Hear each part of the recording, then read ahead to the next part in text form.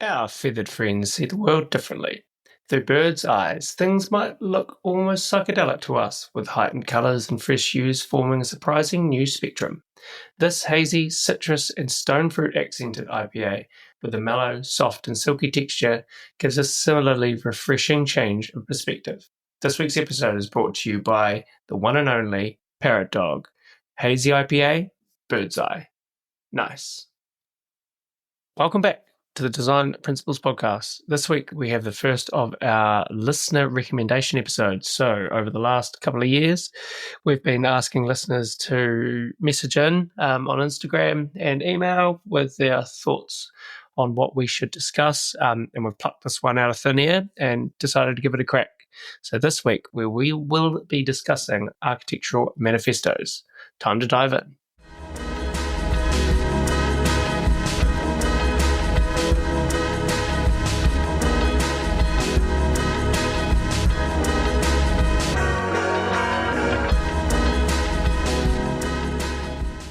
This week, we thought we'd come to you guys with a listener recommendation. So we've had a few listeners email in with suggestions for episodes. And one of the ones that we kind of found the most interesting was somebody asking about architectural manifestos and movements, and just wanting us to discuss those. So we thought we'd bring that to you, and probably take a look at it from a more modern day approach. So modern. I thought that for a minute you were saying we had a couple of listeners. I was like, oh, dang, we're doing well. Yeah, we've had thanks to a couple of listeners. Appreciate probably it. like a dozen suggestions. Some pretty good ones. What are we working with? Have we got any haters yet? Because that's when you know you're really successful. Yeah. No, I haven't identified the haters yet. So, Sammy, have you written your manifesto yet? Have I written my architectural manifesto? Going to write a manifesto? Is that something that you see yourself doing in the future? Or what even is a manifesto? Well, by the way? if we look back on it, so that's a good place to start. Like, what is an architectural manifesto? And essentially, I'll try my best to define it without using like ChatGPT or something. It's purely from kind of memory, but ultimately it was historically an individual, but then it kind of shifted into groups, take on a direction for design, art, literature, architecture, etc. So you've got things like the distill movement and like their creative demands. You've got like Frank Lloyd Wright and The Nature of Materials, for example. Le Corbusier's Ineffable Space. Those are kind of like classic examples. You know, there's a couple of ones that are considered the greatest, or like the most influential. And those are sort of like Le Corbusier's Towards New Architecture and Adolf Loos's Ornament and Crime. And they were sort of like these... Are these books? A manifesto, I guess a book's probably a good way to really hone in your manifesto. Yeah, like to be perfectly honest, I don't know how many of them were actual books, but rather like a series of lectures and theses and key ideas and deliverables and statements, really. You know, like you have those key classic less is more type mentalities that were essentially like those architects' direction. It was their manifesto. It was what they were wanting to embody and deliver. Didn't Lee have his 5 points towards new architecture? Like when people like really hone in specific, I guess, deliverables. Yeah, exactly. Kind of what manifestos were like 10 points to our type of architecture or blah, blah, blah. Yeah, so Corb's 5 points of architecture were pilotis, free facade, free plan, ribbon windows, and a roof garden. So he was basically saying that like all architecture should have had those 5 points as a minimum. Your architecture sucks unless it looks like mine. Yeah.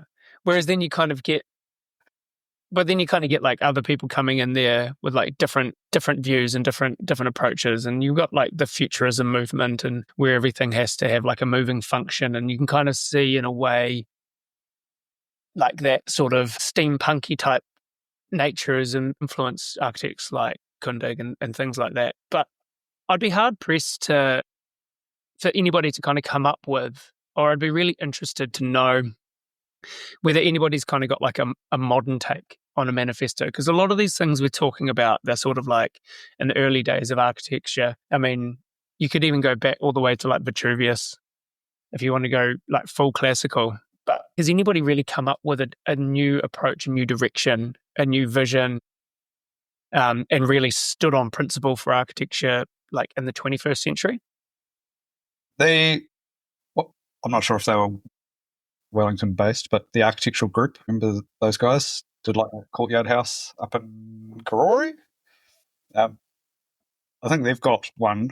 Society, the individual, techniques, beauty, politics, economics, philosophy, the magazine. I think those are like their chapters on of their one. And I think our good friend Guy Marriage made one, didn't he? Did he make a manifesto, or was Guy part of that movement? Oh, was that the Arc? What was that organisation? The Arc House. The Arc House. Was it the Arc House that had a manifesto? But again, that was like pre-21st century. That was sort of like turn of the 20th century, where I think like that student movement was far more prevalent. And I think a lot of this, like these directions and manifestos and movements and things came from like probably more of a focus on the academic realm. Whereas now, I think now we're so much more focused on like delivering a real thing rather than just pure concept. Yeah, I don't know.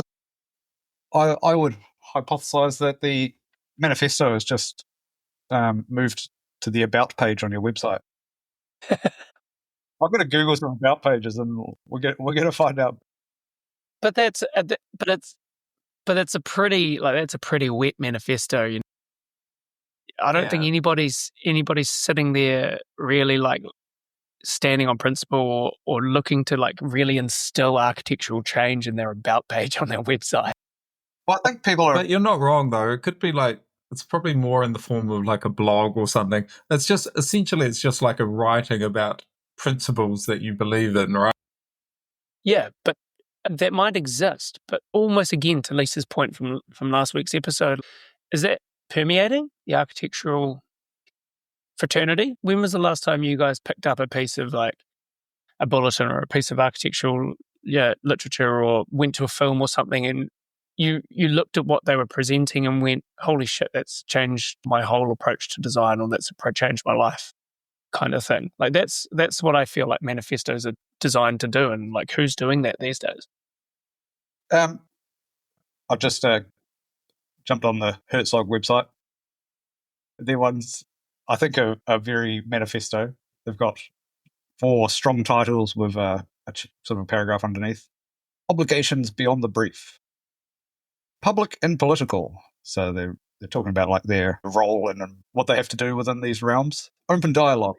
Individuals grow. So we are committed to providing professional development on all levels, apprenticeships, internships, lifelong learning opportunities. So like, I think those are like kind of your quintessential manifesto sort of statements. We will do this. We must do this.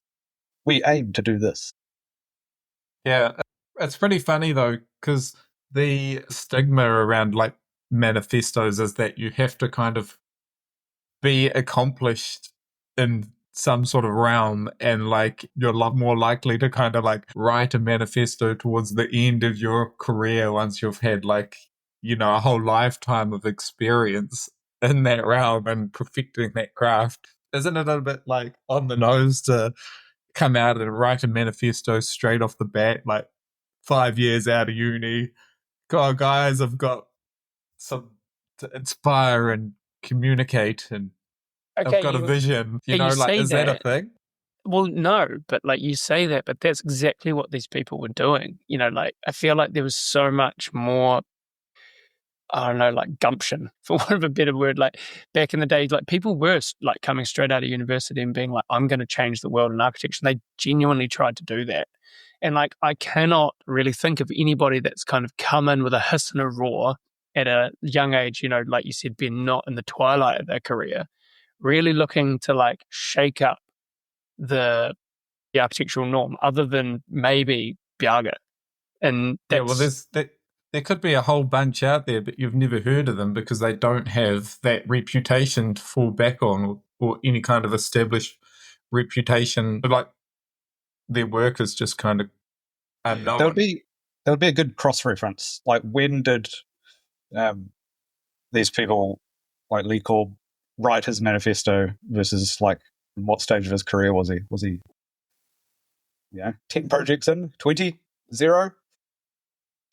Like Herzog's got, I think on their website I found the highest number, 658. I really like on that website how they list what number each project is, which is outrageous. 658 projects.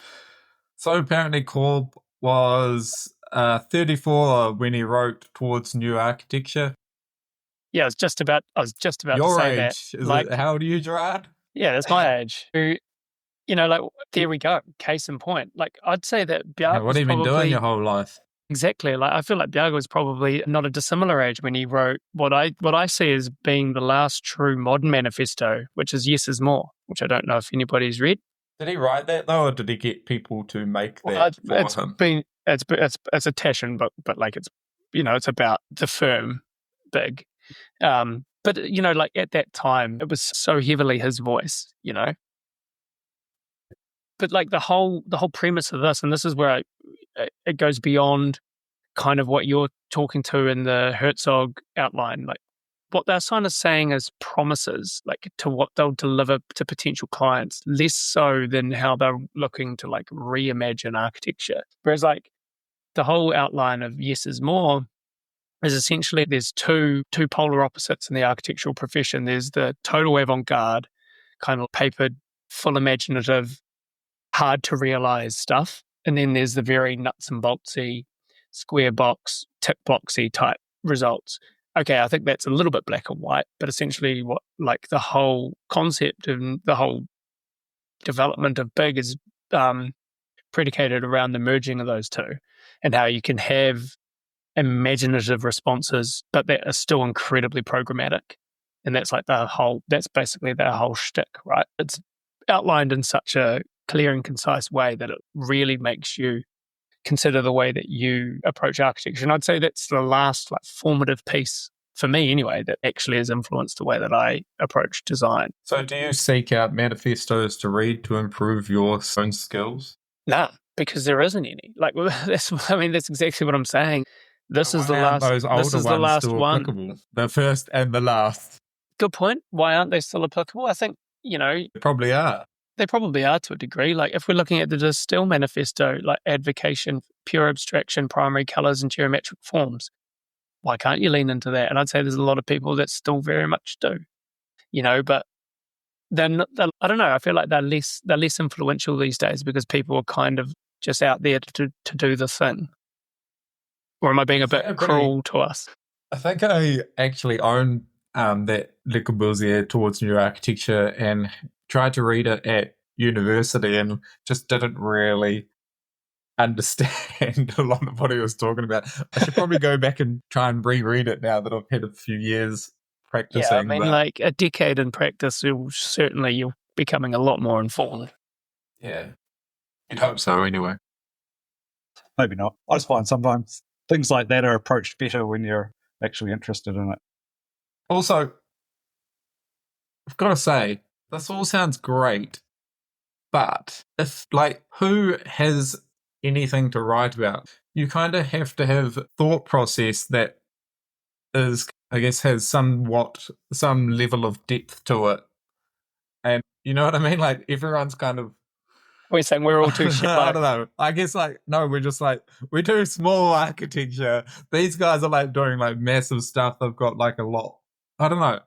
Maybe it's just me. I'd feel too insignificant. I don't know if I'd know what to write about. Maybe, but I think that's why there's no manifesto. Is it like a thesis? I don't know. Maybe it is. Yeah, it is. But I think Gerard, you're right. That's probably why there's no manifestos because we're all we're all too scared of the importance that it seems to embody. Yeah. Such and such wrote a manifesto, so I certainly couldn't. But why not? More I probably wouldn't have anything to write about. But then again, when you actually kind of think about it, you probably do. And I think what you're more concerned about, Ben, and this is probably why people aren't writing manifestos or looking to really hammer home new or alternative architectural movements, is they're like, oh, my realm or my circle of influence is too small. But even if you've got like a very small circle of influence, I don't know, say, Gerard, you write a manifesto and it's picked up by like 10 people in Wellington or something, and that's it. But it actually has a profound impact on them. I'd say that's still successful. That's still successful. So we need to be practice writing like a bunch of mini manifestos. Well, I just don't, maybe not necessarily manifestos, but I think maybe people need to, from an architectural point of view, maybe like kind of look at themselves and understand the architecture or their design style or what they're looking to achieve, or maybe outline what they're hoping to and actually like put it to paper. Because, and even if it's for yourself, but it's like public access or something, people may take something from that, Does this, I'm getting a slight sense of deja vu. Did we talk about, this is kind of like goals for your practice? Different. I don't think this is necessarily practice-based, although it could be. These are architecture goals. So like if you're a somewhat design-focused architecture office, like these are going to be like your top 3 points of your to-do list. I want to create architecture that XYZ. I think maybe a little bit different. I think that's more referencing kind of like that Herzog example that you... Yeah, but those look for ones, I guess, of being on your About page, but ones that you write for yourself, goals that you don't really particularly show anybody. Yeah, but I think it's obviously it's for you personally, but I think it's also a call to the profession to take that direction as well. Like you look at like the Bauhaus Manifesto, like Gropius called for the unity of art, craft, and technology. And so it's that call to arms from your profession to kind of approach something in a different way. And maybe like there's a slight blurring of the lines between manifestos and new architectural movements. I think they could probably be spoken about in the same light. But, like when has there been a conscious shift recently? You know what I mean? Like you think about the conscious shift from like modernism to postmodernism is very clear cut. Has there been something like that recently? Or am I just kind of like naive to it? Or like, what are you guys' thoughts? Art Deco is one of the most visually potent styles of architecture, isn't it? I don't know. I feel like we're in a weird globalized architecture sort of season where everyone's looking at everyone's work on Instagram. So everything's kind of slowly blending into each other. The same thing. Which I think's terrible and bad. The more you could not look at Instagram, I think, reference things around you versus somebody's beautiful looking house on Instagram. It's an interesting point, Gerard. Yeah, manifesto.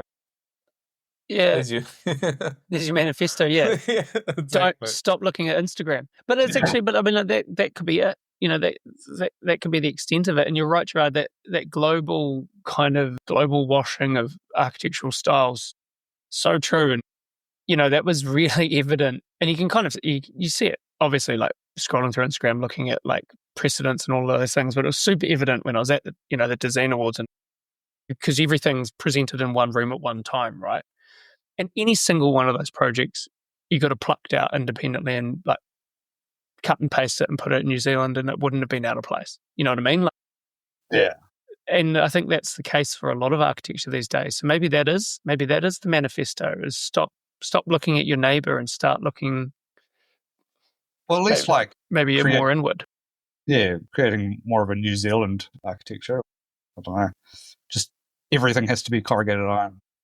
We do have a very distinct, particularly residential, distinct style, I'd say. Less so commercial. I'd say, although our commercial architecture is by and large quite plain. I don't know, what do you think about our residential architecture as distinctly New Zealand?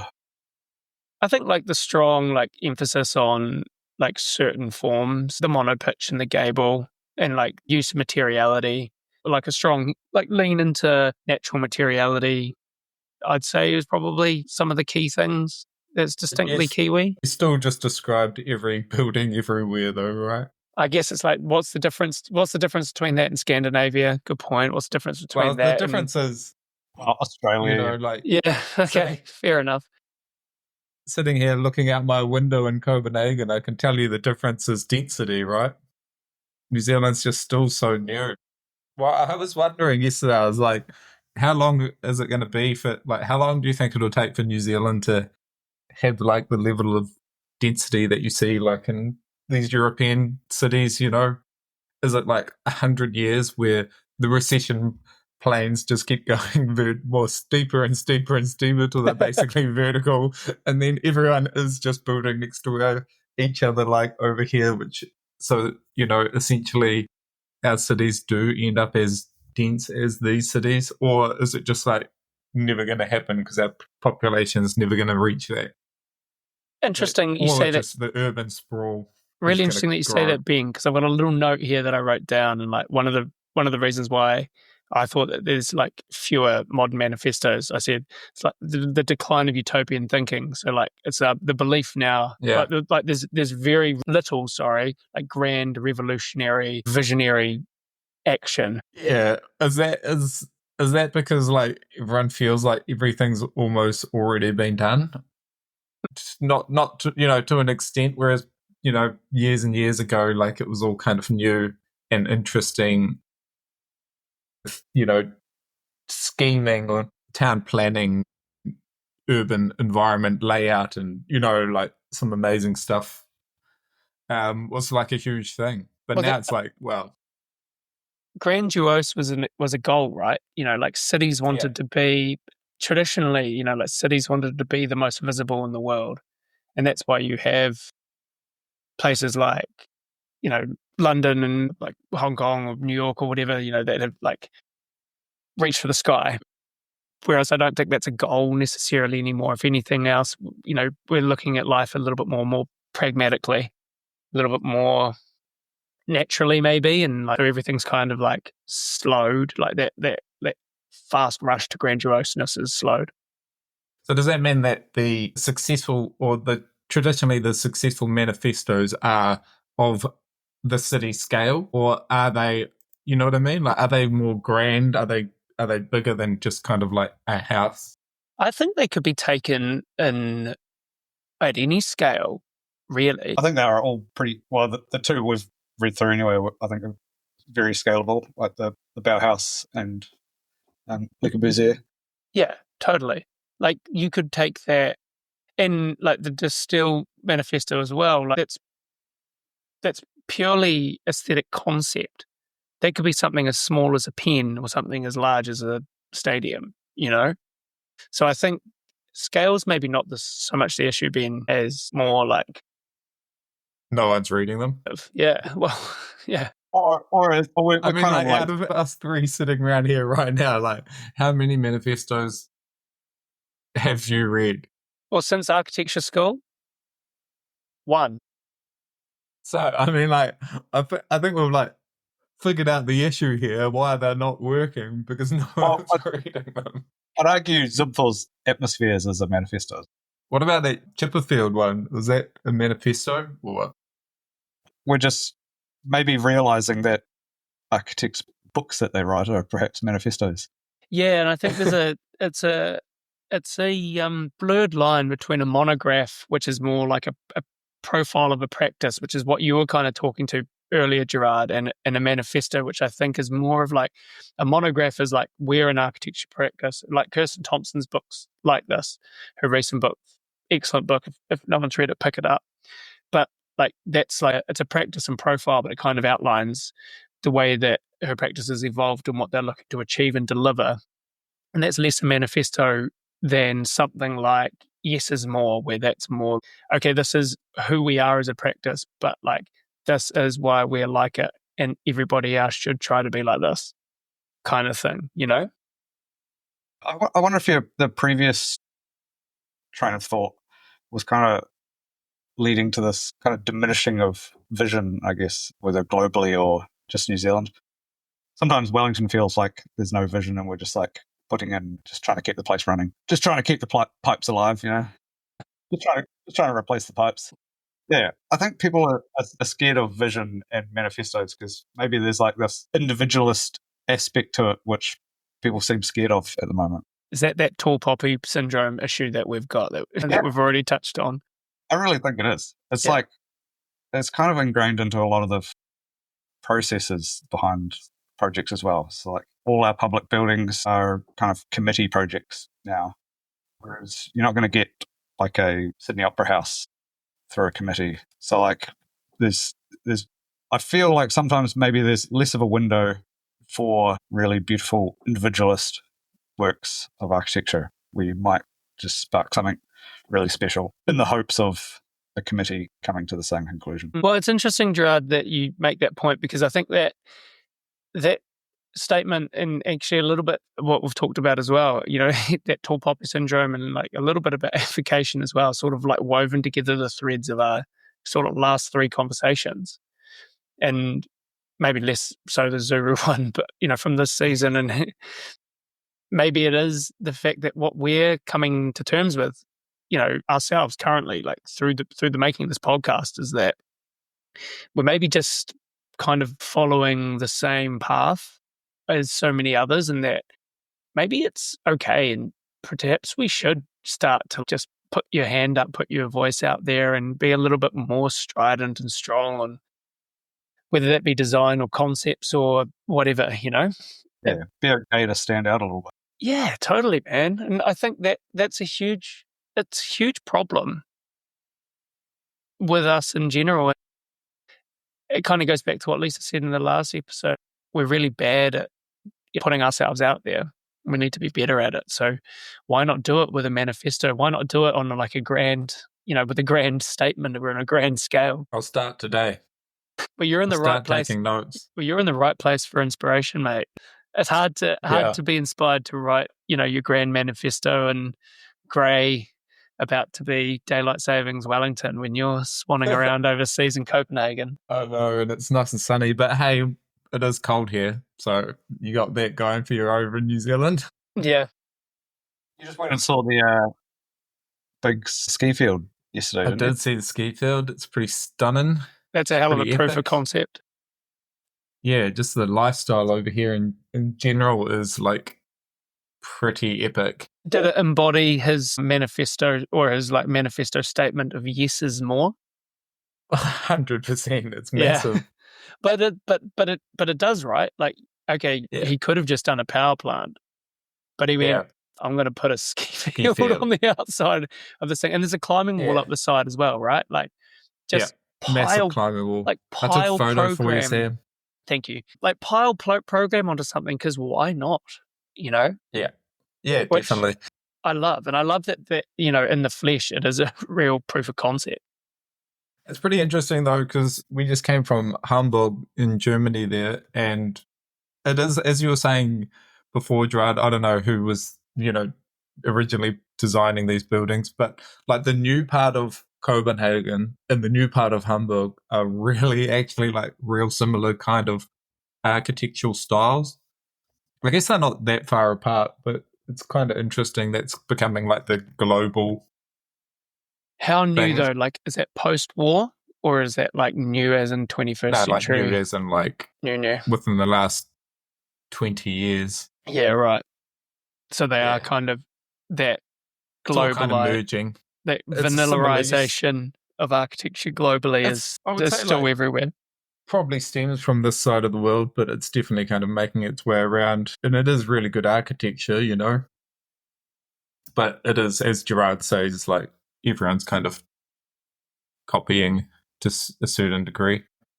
Are there any, less so manifestos, but maybe movements? Like, are there any historical movements or previous movements in architecture that you guys still draw upon regularly? I'm finding it hard to go past sort of like just mid-century forms and furniture and stuff.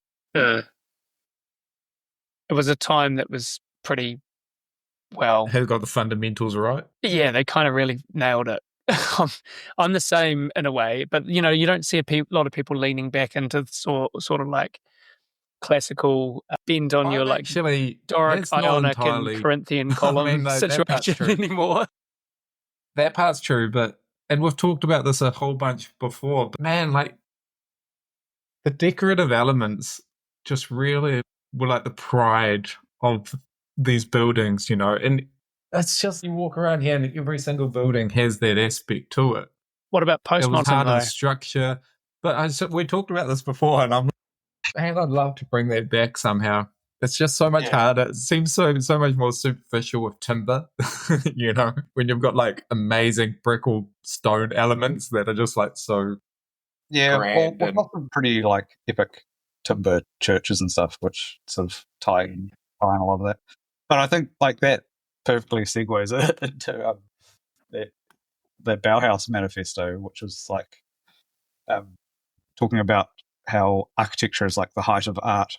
Craftsmen back in the day used to get to work on buildings, and like you wouldn't get any of that detailing that you saw in like Gothic or classical architecture without like these extreme craftsmen or artists, sculptors that'd be working directly on a building. You don't really see that anymore. No, you don't in general, but like I'd say that with a lot of like civic or public buildings, particularly in New Zealand, we're starting to see that a lot more. Like a CNC cast mold or something. Like, yeah, I guess there's not stuff's being not really being hand involved. Does that profession still exist though, Gerard? Definitely. I follow lots of who would do that? Well, it's probably more of like a thing that takes place in Europe more because they've got so many stone buildings to maintain. Yeah. But even Europe has forgotten how to build a lot of these stone buildings. Yeah, but you just got to go to the place where they all are, don't you? So like this in New Zealand, probably not. There's, I don't know, probably a handful. We have lots of craftsmen. It'd be interesting to see whether post the completion of a building like the Sagrada Familia, and I can't really think of any other example that's spanned the course of time, from a point where the level of craftsmanship that you're speaking to, Gerard, and having those artists on site, molding everything, doing everything physically, to modern day where everything's a little bit more factory reset. And that's kind of like a perfect example of the merging of those two cultures and the realization of that building. Post that, I wonder if anything will come of it. Will the skill set that's learned through that 100 and however many years it is that building's been under construction, do you reckon that will permeate at all, or do you think that's just a unique case? Like, are those employees going to carry on with ample employment opportunities? Well, and the researchers and the team behind that building it's insane, and the technology that they've developed specifically to complete it. Is that just going to be lost, or is there a mechanism for it to be employed throughout modern buildings? Yeah, they just need to start a new church, just down the road. Yeah, just start down the road. Another 100-year church. 200. Yeah. Well, I wonder what the nuts and bolts of what they've learned is, because you're seeing a lot of precast elements going in, or are they all carved stone and then glued together or something? But is precasting? Did they learn all this from a manifesto? That's what I want. Yeah. I mean, Gaudi kind of had a manifesto in a way, right? It was all of his stuff was influenced by the forces of nature. Was essentially his whole bit. So I guess that's a manifesto to a degree. The force of nature on the built environment, But do you think, Gerard, that real hands-on, very intricate detailing, let's call them almost like the jewelers of the building industry type approach, is that where the real skill lies? Obviously it did traditionally, but in the modern day, why can't precasting and CNC machining and 3D printing take that place? I mean, we're just harnessing new technology to kind of deliver the same thing, right? Yeah, well, maybe decisions like this where you're thinking about going like a CNC route or a handcrafted route is perhaps where you need a manifesto. Is this the DPP manifesto? To change to help you out in these decision-making scenarios. It's like the Bauhaus one was very strict. It was like, architects, sculptors, painters, we must all return to crafts. And then he, funnily enough, I don't know if I agree about this, but he says, for art is not a profession. Yeah. There is no difference between the artist and the craftsman. And Gerard, you're still finding that out the hard way, though, eh? I hate it and love it at the same time. The artist is an exalted craftsman, In rare moments of inspiration, transcending the consciousness of his will and grace, the heaven may cause his work to bloom into art. He makes the argument that artists should have a knowledge of craft, which I appreciate, which I think sometimes is lacking. Is that where your skill set comes in? Both of you guys really, Ben with your building background and Gerard with your furniture making background. Am I the one who's dragging the chain here? I don't have my Get crafting, mate. Get hands-on background. I like model making. Does that count? Get to crafting. Love playing with Lego. My daughter's Lego is somewhere behind me. Is that enough? I think so. Yeah, Lego's the modern marble sculpting. Yeah, just Lego building. I mean, Biaga built an entire building based off Lego. I'll find it in here somewhere. Was that the Lego, the Lego building? I mean, yeah, the Lego building. It is just Lego building blocks. For Lego. Yeah, that's cool. Yeah. Where's that? Is that Copenhagen or are you going to go, Ben? I don't know actually. There you go. Can you guys see that? This isn't the Lego building, but they use Legos to do like design development. It's really cool. I quite like that style of big MDRDV style architecture, like the blocking. It's kind of like Minecraft eating away at something. Yeah, I mean it's the pragmatic followed by the form, right? Like it's the form following function. They're taking a programmatic piece and they're kind of like allotting to it all of its maximum constraints.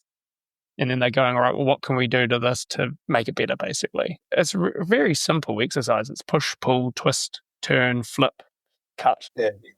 I think beauty is in the distilling of the idea and then communicating it backwards in such a simple way.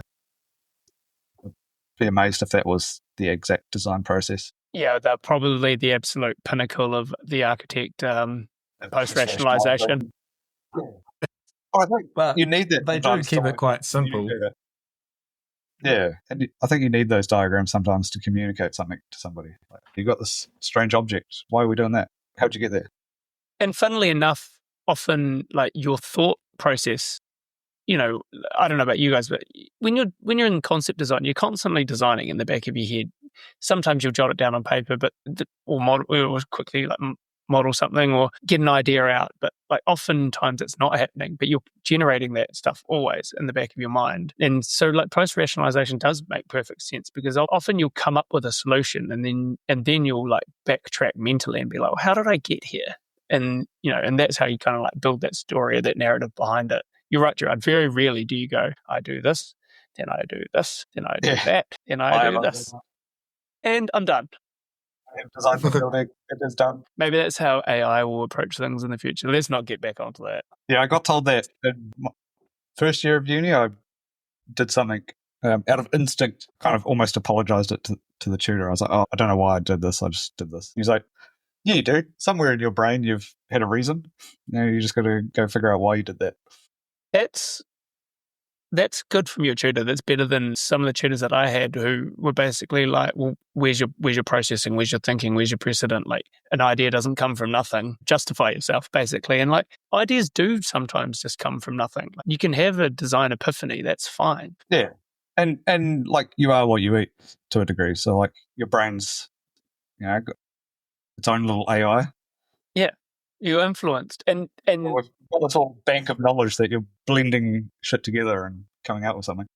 And that kind of lends itself to that vanillarization of like the global built environment, right? Where everything kind of becomes pretty normal across the board is because we're being fed on a regular basis, like through all of these devices and social media and all of this stuff, this same regurgitation of style and things. And probably why there hasn't been like such a strong like revolt to a certain style, because there hasn't been like a group of people or a school of thought that's been in isolation that hasn't been influenced by that's like simmering down under the surface, and all of a sudden they erupt with this brand new idea. I'd love for that to happen. That'd be super interesting. But should we start out our own architectural style? Yeah, should we just shut off our phones and just see where we go? Post AI architecture. See where we get to. Slowly trying to develop a fat architecture. Architecture. Yeah, like Irwin, like a fat building. Oh yeah. Some hydroform buildings, that'd be nice. Some chubby buildings. Cute buildings. One of my favorite buildings is like biomockery. We just like a duck Do you say building. biomockery or biomimicry? Yeah, no, not biomimicry, biomockery. Your building is just like, I'm going to make a building referencing a duck, and it's just a duck building. It like looks like a duck. That sounds a bit too literal for me. Is that like old Frank Gehry's binocular? Yeah, it's just hilarious. It's good, man. It's hilarious. I like it. Bring some of that to the built environment. I feel like there's a lot of like Midwest. Mockery. I feel like there's a lot of Midwest kind of like American buildings that kind of lean into that pretty heavily. Yeah. I wonder if you could do a mockery of that almost. Yeah, like I'm mocking. I'm going to reference a spec home by doing Getting this. incredibly meta here, but this is it. This is the kind of thinking that you're required to have to develop a manifesto. You know, because if we just, and you've got to run with it. Like at any point, if you go, oh nah, people will think I'm an idiot, then your manifesto is never going to get any legs. Whereas if you just kind of like lean all the way in, then maybe you'll get somewhere. Who knows? There's some there. There's some wings there. My duck building. What about kind of to close? Have you guys got any thoughts about where architecture might go? You know, we've talked a lot about manifestos, a little bit about movements, but it'd be really interesting. I mean, like, I don't really even know what movement you'd call the current one, maybe the globalization movement. Yeah, global. Yeah. Yeah. I mean, I think people sort of called it the sustainability movement, but I don't necessarily think that holds true across the board. Yeah, I don't think many of them are actually sustainable. They're just using that word. Yeah, I think it's just that greenwashing concept, right? So, like, where do you think architecture might go? Have you ever thought about this? Yeah, I think I could head down that path a lot further. Like, this is kind of why I'm so interested in art and interesting ways of form finding, in the hope that as people closer and closer into what they're creating, hopefully you can, I don't know, keep creating interesting things. But I think you're going to be gutted or stoked when someone steals your concepts. People steal my ideas all the time, but I just haven't told them about it. You know, when you see something out in the wild, you're like, shit, that was my idea. But is that parallel thinking or is that direct? No, parallel thinking. Yeah. It's when you think something's your idea, but you realize, there's lots of ideas out there. It's just like, who's going to act on the idea? Do you guys find that when you come up with a concept, like maybe a building concept or a detail or like a wee moment or something, and you're really proud of yourself and you develop it up, and then somebody next to you or somebody leans over your shoulder and goes, I've seen that before, and then shows you a precedent and you're like, fuck. Yeah. I thought I was being original. People actually do that to me to take the piss. I tell them an idea, so then they like, whenever they see something on Instagram, my friend Luke's done that a couple of times, where he sends me through something that looks exactly like a sketch I've drawn. I'm like, wow, are you serious? Thought I was original, but no. But is that a fear of the movement that we're moving into? Is that there's no more original thought? Well, I've referenced this before about, I don't think in this context, but when I was a child, I wanted to be an inventor. And I remember being real disappointed because, like, at that particular moment, I couldn't think of, like, a new idea. I think that's kind of what my whole existence is trying to be an inventor. So I'm out here in my workshop trying to create new things. I think it's easy to create a new idea. You just gotta, like, put yourself into it. So it's more about, like, a design mechanism and tricking yourself into new things that is, like, trying to tense your brain until you think of something new. And process. So, like, hydroforming, you lose control in the process intentionally, so you come up with something different. It's funny because I feel like your approach to art and what you're looking to achieve is, and to your credit, to be honest, is the complete opposite in the way that the industry is moving, because I feel like it's heading in that, like, back to the Zuru conversation, it's heading in that Zuru direction. It's heading in that mass scale, mass produced, AI, press play, beep, boop, boop, Minecraft kind of direction, rather than it being like really personal and process driven and like concept heavy and all that sort of stuff. And I don't know, I feel like that's the movement that we might be moving into. Zero. Yeah, well, just into Like, what do we call what out the end of this? When there's I a think huge that- revolt in 50 years' time, and suddenly we're all living in mud huts again or something. But like what do we look back on this time as? Like, do we see it as the generation movement, as in like just mass generation? Possibility would be that because of all this new technology, we kind of start to create and find new forms, which I guess like a lot of people are already kind of working on. Yeah, true. Starting to pop up around the world. It's a nice way of thinking about it. It's a positive way of like looking at the use of technology. Maybe I'm like my view on the technology is a bit negative, but yeah, I like that idea. Yeah, I think use it where you can. But I think I kind of see it all as kind of heading down the same path. But I think trying to make an active decision to go down the Walter Gropius route. Yeah, nice. Returning to the crafts. So, but we're going to see where that road goes. See if it works. We could all be wrong. I could be wrong. Maybe I'm in my mud hut for no reason. So to finish up, guys, and we didn't do it last week with Lisa, but love it or hate it. Architectural manifestos. Do you love them or do you hate them? I think bring it back. I did used to read Zimthal's Atmospheres a bit, and an architect that I've been very influenced by.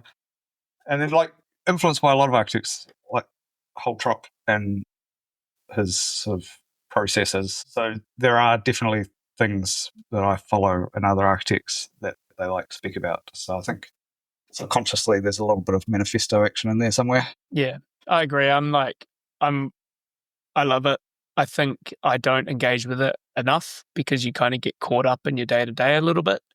But I think the capacity should be there to interact with the concept of manifestos and to delve more into maybe there are modern manifestos. We're just not out there looking for them that we should be looking at. So I love it. I'm going to try and make a change. Thanks for the suggestion, whoever told us to talk about this. Yeah, I'm definitely pro as well. I just have a hard time saying that because I haven't read a manifesto for a long time, so I feel it's a bit kind of fake. But maybe I do need to read some stuff. But that's enough, and I think listeners can probably take this on board as well. As we're probably all a bit, we're all a bit guilty of just falling into the everyday, rather than seeking that extra bit of knowledge. So maybe that's it. Maybe the manifesto is to the greater manifesto is to find outside influence or to increase outside influence or something. I don't know. Or decrease. Speaking of outside influence, if anyone has any good manifesto recs, definitely send them our way, especially modern. It'd be interesting to read some modern ones, actually. Yeah, it'd be cool if listeners have got any suggestions, bang them on the show notes. We'd love to know. Send us in your own. Or your own, yeah. Yeah. I think we should get into that a little bit more. Top manifesto. You don't have to publish it and put it on Instagram for the world to see, but maybe even just distilling some of your own design intentions and ideas might be a way of keeping yourself in check, keeping yourself on track. And helps you develop as a designer, like that iterative process and that learn, that succeed, fail kind of cycle. Succeed, fail, learn cycle is so important to developing as a better designer. Yeah. Nice. Thanks for coming along. All right, guys. Good chat.